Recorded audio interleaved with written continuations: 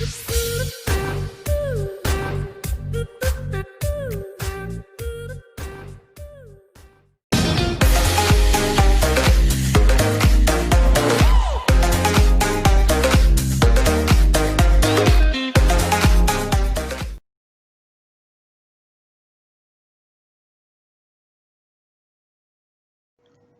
guys. How are you? I hope you all are good and carrying on with your studies in this COVID 19 crisis. Well, I am Devansh, your geography trainer over here.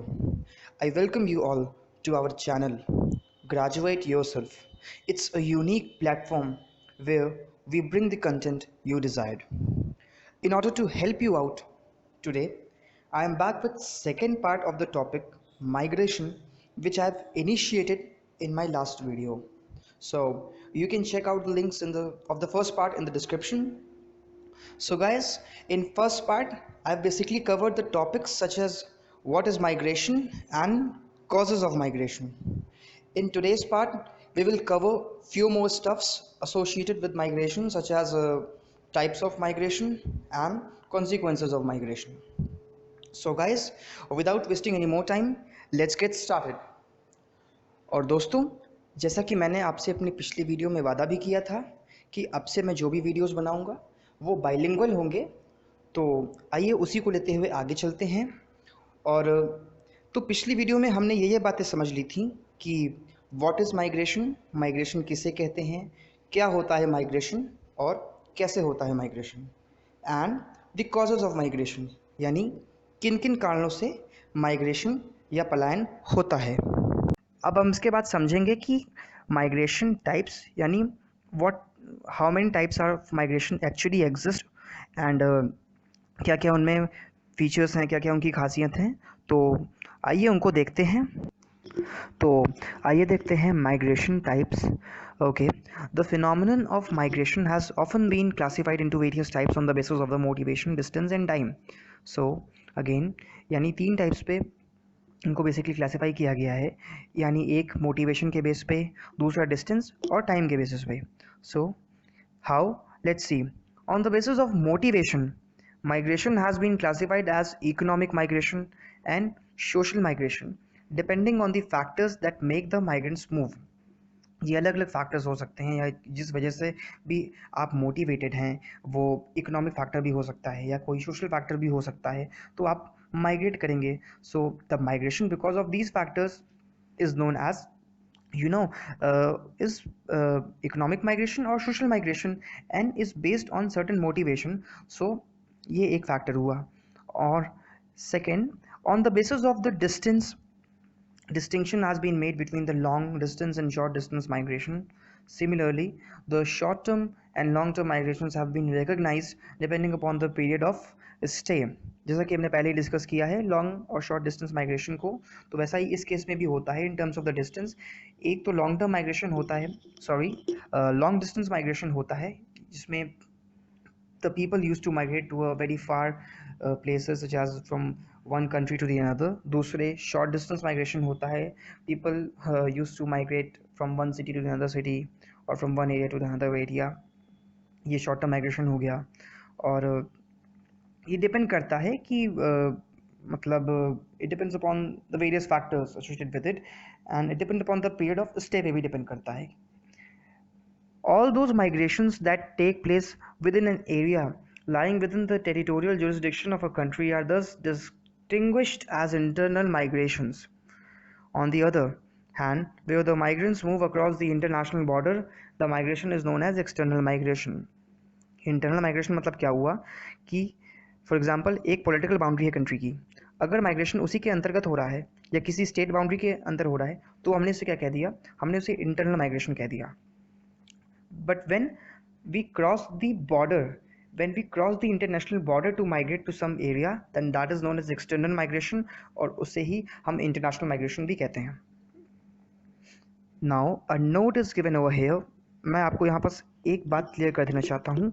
दो words आप बहुत ही frequently encounter करेंगे जब आप migration पढ़ेंगे, that is emigration and E migration. जिस migration में E लगा हुआ है उसको प्रोनाउंस करेंगे एमाइग्रेशन, एंड जिसमें आई है उसे ई माइग्रेशन कहेंगे। Now what is difference between the two? इन दोनों में क्या अंतर है, आइए समझते हैं. So emigration is the act of leaving a resident country or a place of residence with the intent to settle elsewhere. अपने कंट्री को यानी अपने रेसिडेंस को या अपने प्लेस को छोड़ के किसी दूसरे कंट्री में सेटल करने की इच्छा रखना या ऐसा करना ई माइग्रेशन कहलाता है, सॉरी एमाइग्रेशन कहलाता है. और जो ऐसा करता है, यानी अगर मैं डिसाइड करता हूँ आज के दिन कि I have to leave my country and in order to settle to any other country, so I will be a migrant, and a migrant is someone who leaves one country to settle in another. Okay, it could be permanently or it could be temporary as well. Okay, but it's is permanent in nature. Now immigration, coming to the immigration, what is immigration? So immigration is the international movement of people to a destination country of which they are not natives or where they do not possess citizenship in order to settle as permanent residents or naturalize. किसी दूसरी country या किसी ऐसी जगह move करना जहाँ के वो सिटीजन नहीं है, परमानेंटली सेटल करने के लिए, इसे ही क्या कहलाता है? इसे ही हम इमाइग्रेशन कहते हैं. और जो ऐसा करेगा उससे हम इमाइग्रेंट कहेंगे. Immigrant is basically a person who moves to a foreign country to live there permanently. Permanently वहाँ रहने के लिए जाएगा तो उसे वहाँ पास इमाइग्रेंट कहा जाएगा. ओके, सो आई होप आपको ये क्लियर हो गया होगा दो चीज़ें. And the internal migrations are further classified into the 4 types on the basis of area. अब हम इंटरनल माइग्रेशन को कंसिडर करेंगे और इसको समझेंगे. तो बेसिकली 4 टाइप्स में इसको क्लासीफाई किया गया है इंटरनल माइग्रेशंस को. वो 4 टाइप्स कौन कौन से हैं? First is rural to rural, second is urban to urban, third is rural to rural and fourth is urban to rural areas. Okay, तो आइए इनको एक एक करके देखते हैं. पहला है rural to urban migration. Okay, so the rural to urban migration that carries the rural folk to the growing urban centers is more pronounced in the less developed countries. It is caused by both push and pull factors. In the less developed world, which has high rural densities and where the rapid urban industrial development is taking place, both push of the rural areas and pull of the urban areas generate migratory tendencies among the people. In rural areas, appalling poverty, unbearable unemployment, low and uncertain wages, uneconomic land holdings, and lack of facilities for education, health, recreation, and other services work as a push factors. बिल्कुल सही बात है. आइए समझते हैं क्या है ये. जो पलायन या जो स्थानांतरण रूरल से अर्बन की ओर होता है, यानी किसी गांव से किसी शहर की ओर होगा, तो उसे बेसिकली हम क्या कहेंगे? उसे हम कहेंगे रूरल टू अर्बन माइग्रेशन. इसमें रूरल एरियाज़ के लोगों का अर्बन एरियाज़ में माइग्रेशन होता है. ऐसा क्यों होता है? Because it is caused by both push and pull factors. दोनों तरफ ऐसे पुश एंड पुल फैक्टर्स होते हैं जिसकी वजह से लोग अर्बन सेंटर की ओर अट्रैक्ट हो रहे हैं. In the less developed world, अगर हम लेस डेवलप वर्ल्ड की बात करें बेसिकली, यानी रूरल बैकग्राउंड की बात करें, एंड सो जहाँ पास आज के समय में जो रैपिड अर्बन इंडस्ट्रियल डेवलपमेंट नहीं हो पा रहा है, तो वो चाहेंगे कि वो उस जगह मूव करें जहाँ पास ऐसी फेवरेबल कंडीशंस हैं.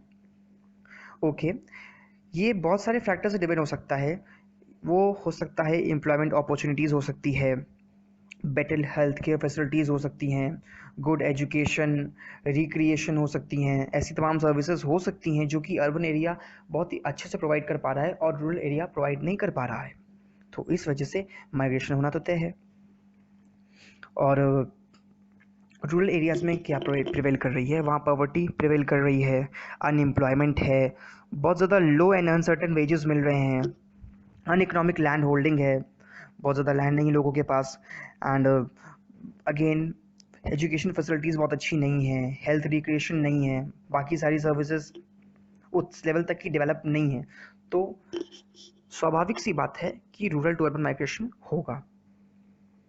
Second is the urban to urban migration, यानी एक शहर से ही शहर की ओर माइग्रेट करना. आइए देखते हैं कि ये क्यों और कैसे होता है. The people move from one urban center to another with a view to improving their employment prospects. बिल्कुल, ऐसा नहीं है कि वो अर्बन सेंटर में एक बहुत ही लो स्टैंडर्ड ऑफ लिविंग रह रहे हैं, या it is it is a possibility that they must be living a very good standard of life, but फिर भी माइग्रेट कर रहे हैं क्योंकि वो अपने एम्प्लॉयमेंट प्रॉस्पेक्ट्स को या क्वालिटी ऑफ लाइफ या स्टैंडर्ड ऑफ लिविंग को इम्प्रूव करना चाह रहे हैं, फर्दर इम्प्रूव करना चाह रहे हैं। तो वो ऐसे एरियाज़ में मूव करेंगे जहाँ पास ऐसी कंडीशंस अवेलेबल हों, जहाँ पास ऐसा इन्वायरमेंट हो। In the less developed world, where the big cities are the chief magnets, attract such migrants from other urban centers who have acquired sufficient skills for their absorption in the big industrial center. And a significant consequence of such a migration is the unprecedented growth of big cities at the cost of small towns. बिल्कुल एक example से sorry मैं आपको समझाना चाहूँगा कि for example अगर आप मुझे कंसिडर करते हैं, और for example if I am living a good quality of life and having all facilities available over here, but still if I want to improve my standard of living and my conditions, मगर फिर भी मैं improve करना चाह रहा हूँ अपनी standard of living, तो मैं एक ऐसी जगह माइग्रेट करूँगा जहाँ पास ऐसा environment है। तो for example if I am living over here और मुझे इम्प्रूव करना है, तो मैं किसी फॉरेन कंट्री में मूव कर जाऊंगा या किसी मेट्रोपॉलिटन एरिया में मूव कर जाऊंगा जहां पास मुझे ऐसी कंडीशंस मिलेंगी जहां पास मैं अपना स्टैंडर्ड ऑफ लिविंग या क्वालिटी और इम्प्रूव कर पाऊंगा। तो बेसिकली यही फैक्टर रिस्पॉन्सिबल होता है in the urban to urban migration. इसका एक डिसएडवांटेज ये है कि जो माइग्रेशन हो रहा है it is on the cost of small towns. जो कि स्मॉल टाउन्स हैं वहाँ से स्किल मैन पावर चली जा रही है, तो उनका डेवलपमेंट उस लेवल तक का नहीं हो पाएगा। ये एक इसका डिसएडवांटेज है, आप इस पर ज़रूर ध्यान दीजिए। Third is the rural to rural migration, यानी एक ग्रामीण इलाके से दूसरे ग्रामीण इलाकों में स्थानांतरण। Okay, in countries that are primarily agrarian, agrarian means the agriculture based. Okay, so in the countries that are primarily agrarian, movement of people may take place from one rural area to another. These migration are directed towards the areas experiencing development of irrigation, reclamation of wasteland, intensification of agriculture, and extension of farming into the upland areas and marginal lands. बिल्कुल सही बात है। अब आमतौर पे जो ग्रामीण इलाकों में जो खेती ही सबसे प्रमुख एम्प्लॉयमेंट का सोर्स होता है, कृषि ही सबसे ज़्यादा वर्क फोर्स को एम्प्लॉयड करती है।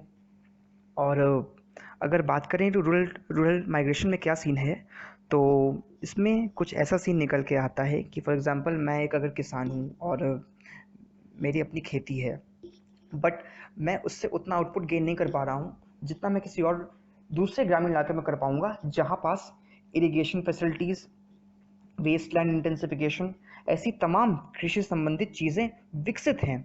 यानी if I am having a developed agriculture infrastructure over any rural area, then I will prefer to move over there and I will work over there for the better output and for my survival as well.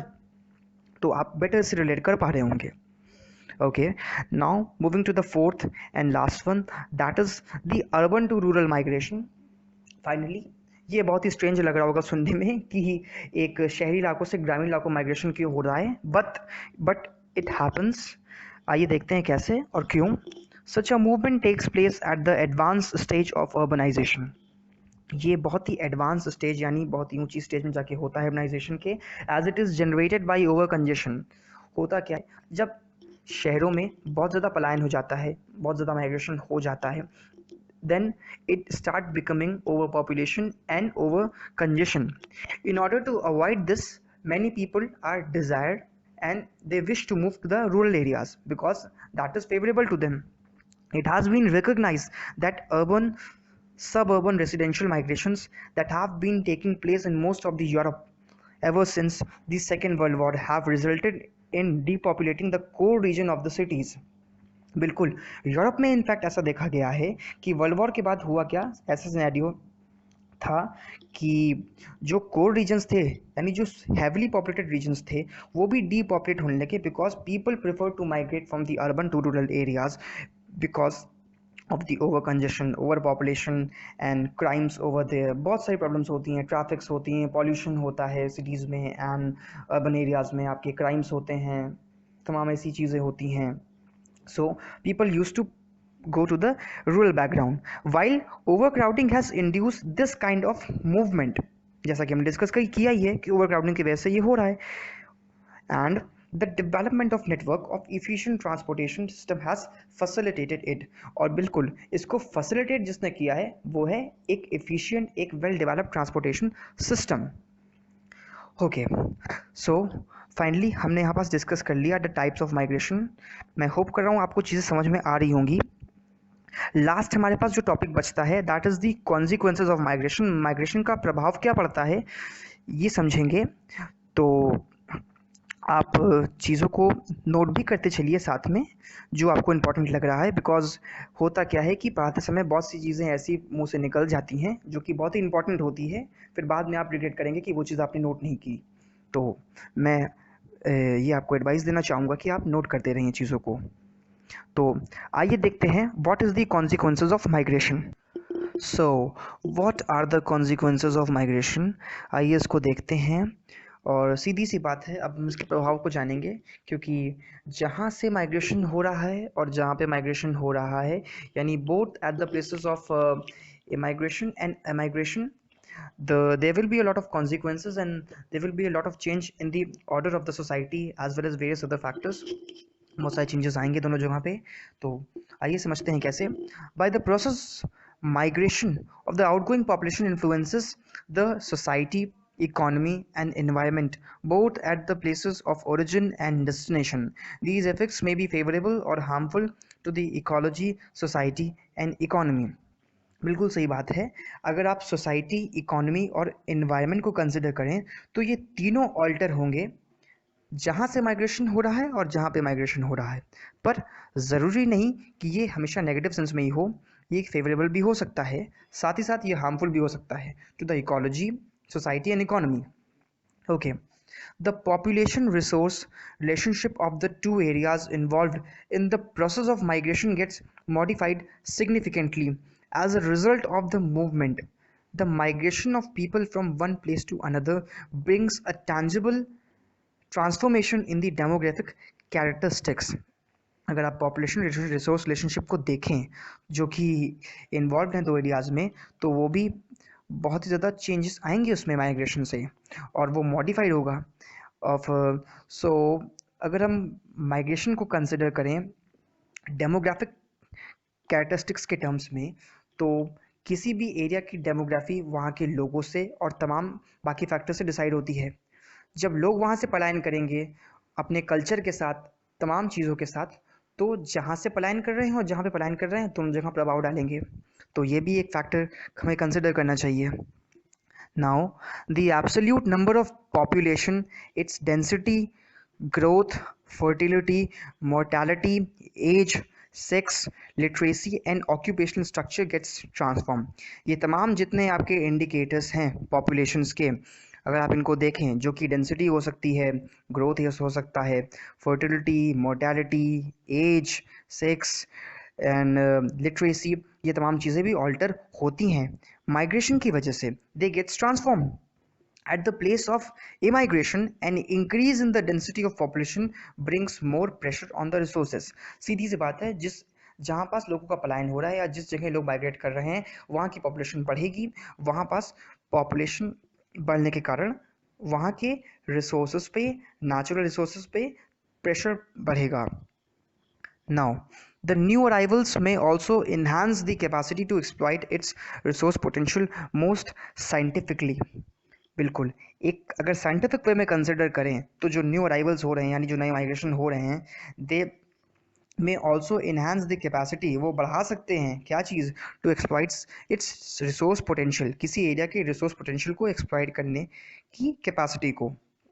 The out migration of the educated and technically trained people into an area improve the literacy rate and quality of an life in the region। But ये हमेशा negative sense में नहीं है। अगर आप इसका positive aspect देखें तो जो कि हमारे पास स्किल्ड मैन पावर है, जो कि किसी ना किसी स्किल्ड में बहुत ही ज़्यादा टैलेंटेड हैं और एजुकेटेड हैं, टेक्निकली ट्रेन पीपल्स हैं, ये जब दूसरे एरियाज़ में मूव करते हैं तो वहाँ की इलिटरेसी को ख़त्म करते हैं, वहाँ पास लिटरेसी स्प्रेड करते हैं, वहाँ का जो क्वालिटी ऑफ लाइफ है, लिटरेसी रेट, तमाम सोशल इंडिकेटर्स जो होता है वो अपलिफ्ट होता है उस रीजन में। While the resources, their utilization, society and economy are affected, the immigrants also face a lot of problems of adaptation. बिल्कुल, अडेप्टेशन की एक प्रमुख समस्या उनके पास आती है, यानी जब वो एक नई जगह माइग्रेट कर रहे हैं, क्योंकि वो उनकी फेवरेबल नहीं है और वो अभी नए नए उस जगह पे गए हैं, वहाँ की तमाम physical, natural, social, economic, political conditions में अडेप्ट करने में उनको समय लगेगा। बहुत से लोग अडेप्ट नहीं भी कर पाते हैं, तो वो वहाँ से वापस चले आते हैं। The people who migrate from the rural areas to the urban industrial areas, they suffer from the lack of open space, good housing and fresh air. Generally rural area में होता क्या है कि वहाँ there is an abundance of a fresh air and good housing space over there, जबकि ऐसा urban centres में नहीं होता है। वहाँ पास फ्लैट कल्चर है, people use to live in the congested and very claustrophobic areas over there, and flat culture is over there. तो उन तमाम जगहों पे ऐसी सारी कंडीशंस, ऐसी सारी समस्याओं का सामना उन्हें करना पड़ता है, जो कि ग्रामीण इलाकों से शहरी इलाके की ओर पलायन करते हैं। Okay, the highly polluted atmosphere of the new place of a work, urban centers, the toxic fumes and the dust affect their health adversely। जो कि रूरल बैकग्राउंड से माइग्रेट करके गए हैं, तो सिटी के पोल्यूशन के कारण और ऑटोमोबाइल से टॉक्सिक फ्यूम्स, डस्ट बहुत ज़्यादा, उसके कारण बहुत ज़्यादा उनकी हेल्थ प्रभावित होती है इससे, और वो इससे सफ़र भी करते हैं। सो इससे उनको अडेप्टेशन में टाइम लगता है, और साथ ही साथ they also have to adapt to the new dietary habits and the timings of the food, क्योंकि वहाँ पास पूरा पूरा कल्चर ही चेंज हो जाता है, और वर्कलोड के कारण और तमाम ऐसी चीज़ों के कारण वहाँ की डाइटरी हैबिट्स और टाइमिंग्स ऑफ फूड भी चेंज हो जाते हैं, जिसका इफेक्ट उनके हेल्थ पे, और फिजिकल हेल्थ और मेंटल हेल्थ दोनों पे पड़ता है। Now, there are lots of evidences to prove that the incidence of respiratory diseases, cardiac problems, and cancer among the people who migrate from the rural areas to industrial town is very high. Generally, अगर आप rural background के लोगों में देखेंगे, तो इन समस्याओं में से, यानी जो कि रेस्पिरेटरी डिसीजेज़ हैं, कार्डियक प्रॉब्लम हो गई, कैंसर हो गई, वो बहुत ज़्यादा आपको नहीं मिलेंगी। वहाँ पास इसका रेट काफ़ी कम है, जबकि जो आपके अर्बन सेंटर्स हैं, वहाँ पास ये डिसीज़ बहुत ज़्यादा हाई हो जाती हैं।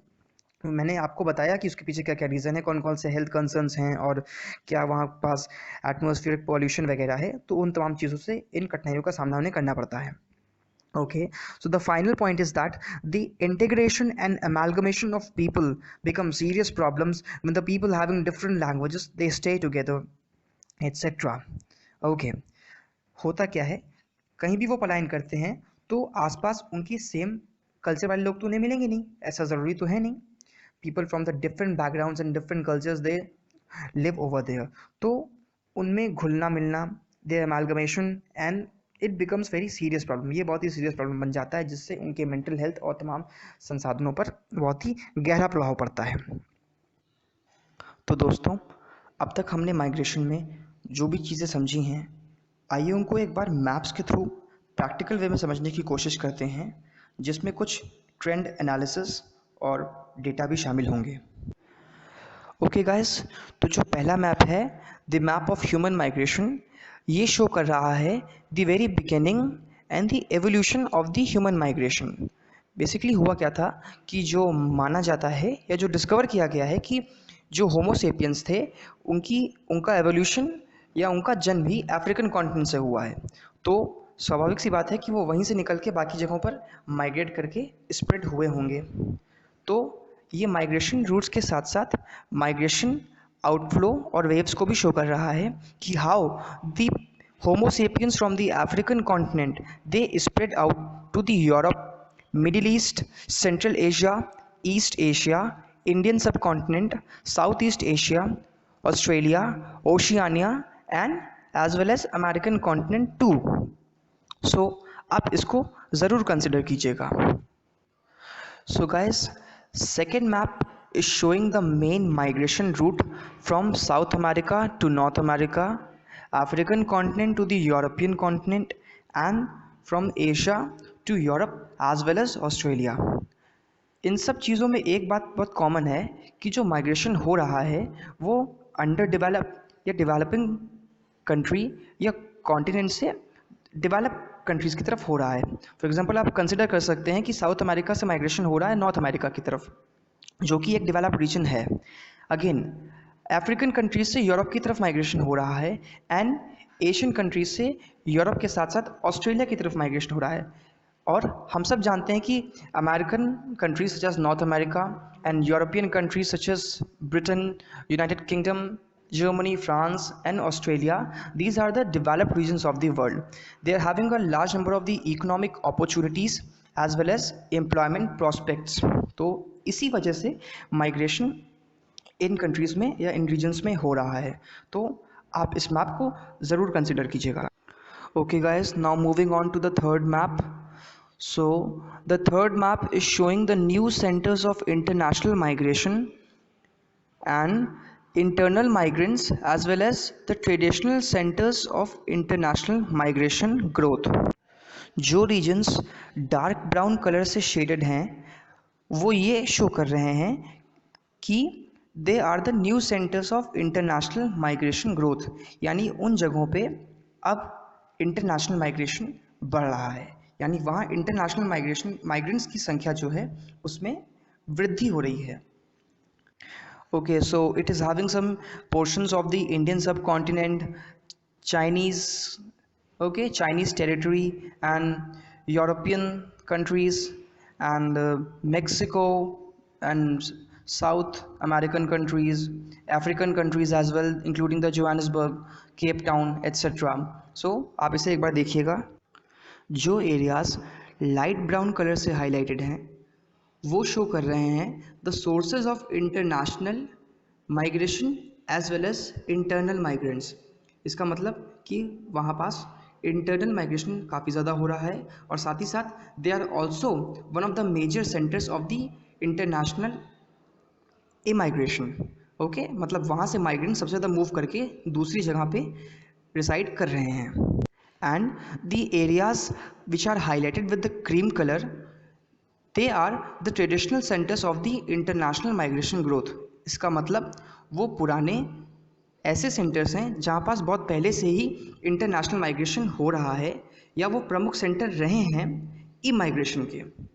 Okay, which includes a very large portion of the North American continent including the Canada and the United States of America, the European countries such as England, Britain et cetera, and Australian continent as well. So आप इस map को एक बार ज़रूर देख लीजिएगा। आइए अब हम माइग्रेशन ट्रेंड को समझने की कोशिश करते हैं। मैं आपके सामने दो चार्ट रख रहा हूँ। One is showing the resident migrants, इसका मतलब हुआ रेसिडेंट मतलब जहाँ के लोकल रहने वाले लोग, एंड माइग्रेंट्स मतलब जो कि माइग्रेट करके आए हैं, and second is the migrants abroad, इसका मतलब जहाँ से लोग माइग्रेट करके अब्रॉड या किसी फॉरेन स्टेट में रह रहे हैं। रेसिडेंट माइग्रेंट्स में सबसे ज़्यादा टॉप पे है United States of America with almost 50 million resident migrants in the country. तो आप अंदाज़ा लगा सकते हैं कि अमेरिका कितना प्रमुख एक इमाइग्रेशन सेंटर है। Then it is followed by the Germany, Saudi Arabia, Russian Federation, United Kingdom, United Arab Emirates, France, Canada, Australia, Italy, Spain, Turkey, India, Ukraine, South Africa, Kazakhstan, Thailand, Malaysia, Jordan, and Pakistan. Okay, now if we look at the trend of migrants abroad, then on the top we have our country, that is India. It means that India has the maximum number of its migrants which are living abroad. इसका मतलब सीधा सीधा ये है कि सबसे ज़्यादा population India की माइग्रेट करके वर्ल्ड के बाकी स्टेट में, बाकी फॉरेन स्टेट्स में रह रही है, जिनमें प्रमुख हैं America, Germany, Saudi Arabia, Russia and so on. In terms of migrants abroad, the India is followed by the Mexico, China, Russian federation, Syrian Arab Republic, Bangladesh, Pakistan, Ukraine, Philippines, Afghanistan, Indonesia, Poland, United Kingdom, Germany, Kazakhstan, Palestinian territories, Myanmar, Romania, Egypt and Turkey. So आप इसको ज़रूर देखिएगा एक बार। This is the very latest report of the migration trend analysis. So guys, finally we have completed with the lecture. I have covered the migration in very detail. मैंने बहुत ही detail में migration cover किया है. इसके बाद migration में ज़्यादा कुछ बचता नहीं है from the exam point of view. तो अगर आपने इस ध्यान से पढ़ा है तो आप डेफिनेटली एक बहुत ही अच्छा स्कोर करने वाले हैं एग्ज़ाम में. So guys, whatever sort of doubt or query you are having regarding any topic or the same topic migration, you can let me know in the comment section so that our team will reach you as soon as possible in order to help you out. So guys, see you soon. Till then, stay tuned with us for a lot more to discover and learn, and you can also motivate us by sharing and subscribing to our YouTube channel. Thank you so much.